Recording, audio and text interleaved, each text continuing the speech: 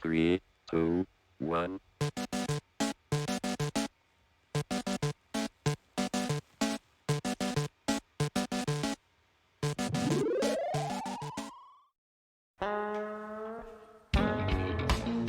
This man comes from southern China, a dedicated pilgrim who studies travel guides as if they were religious texts, traveling thousands of miles to complete this pilgrimage. Although he knew nothing about the story of Yungan Grottoes before, the guidebook claims that this is one of the most important historical sites in China. Following the recommended tour path and checking off all the must-see sites, within 2,183 steps from the entrance to the exit, you can grasp the power of the nation, the knowledge of scholars, and the artistic talent of artisans embodied in these sacred halls. This man is a local from Yangshuo County in Guilin, Guangxi Province. His daily job is to play the role of a boatman, helping tourists experience the local culture. But he no longer exists as just a local resident or a worker in the tourism industry. Instead, he has become a perfect spectacle within the landscape. The pivotal moment in his transformation from a natural person into a spectacle person was when Yangshuo's tourism industry began to boom. Before the area became ticketed, he was simply a fisherman making a modest living with cormorants.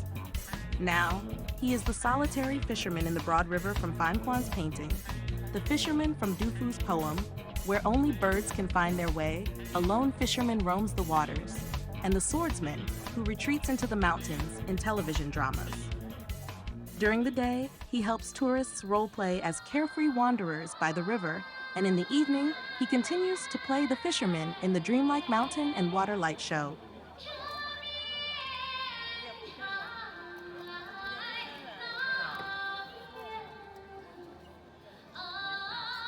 The tourist site ordered performance costumes for them from a film and television costume company. He doesn't know which ethnic group the clothing he's wearing belongs to. He just knows that the arrival of the tourists has significantly increased his income. As an actor, he feels very happy.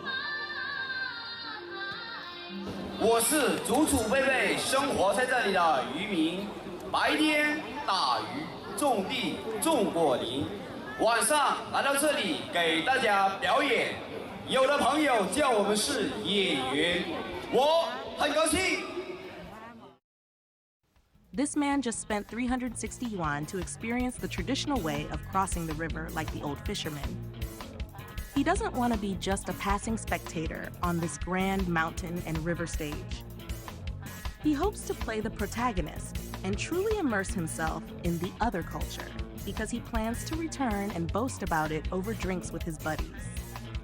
The tourist site has perfectly helped him achieve this desire, creating a scene for him in nature and hiring actors for this stage.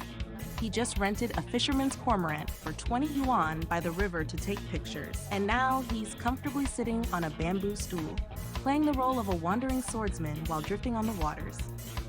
This is an immersive drama.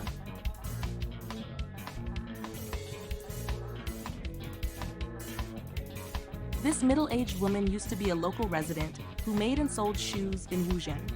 She was once relocated by the scenic area authorities, but later rehired to play the role of a native resident for tourists. The plaque at the entrance reading, Museum of 3-inch Golden Lotus Feet, and the tiny shoes worn by foot-bound women displayed inside are gimmicks meant to attract tourists. Of course, her performance of the ancient shoemaking craft is also a gimmick. Recently, she overheard young tourists referring to them as NPCs. She doesn't understand what that means, but guesses it's something like her daughter's cosplay hobby. These young women are posing by the river in the cheongsam worn by Jiangnan women in old movies. They've never lived through that era, but love stories and costume dramas let them full of romantic yearning for that era. They can't notice the messy road renovations or the surveillance cameras beneath the eaves. All they want are small bridges over water and quaint dye houses in the viewfinder frame. Wuzhen was developed from the outset with the identity of a tourist ancient town. After being relocated, the original residents were rehired to play their former roles: boatmen, vegetable vendors, barbers, tea sellers. This village resembles the Jiangnan women from old Chinese films under the male gaze. Simple, innocent boat girls from Westlake, regarded by Shanghai's wandering playboys as a part of the picturesque landscape. They project a subjective gaze to peer into the romanticized, imagined tenderness of the water town.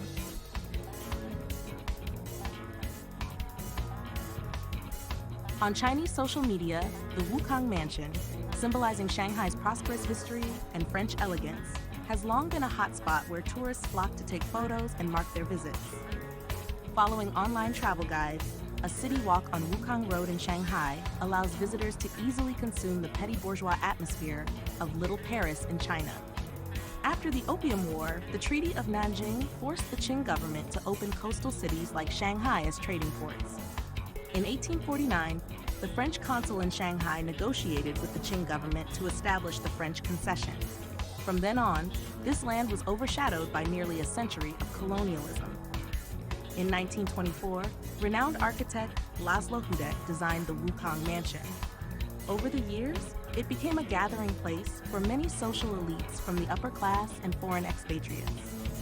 It has borne witness to the expansion of power and cultural infiltration brought by semi-colonialism on this land.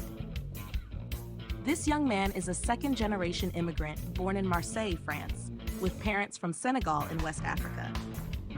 He travels around China with a romantic imagination of the country and encounters a familiar French-style corner building in Shanghai.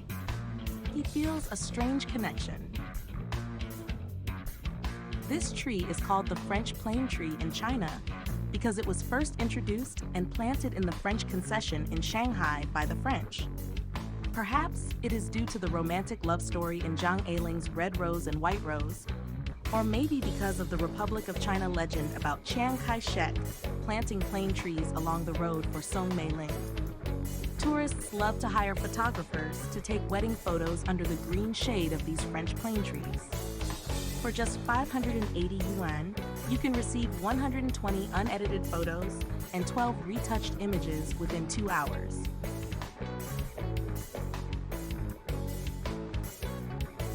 This couple is taking their wedding photos in front of the Wukong Mansion. They were desk mates during their student days and each other's first love. When the history class covered the chapter on the Opium War, they quietly passed notes to each other. The historical points the teacher discussed felt like white noise of youth, and they both forgot to take notes in their history textbooks. The afternoon sun cast a warm glow on their joyful faces, and in that moment, it felt just like this very moment.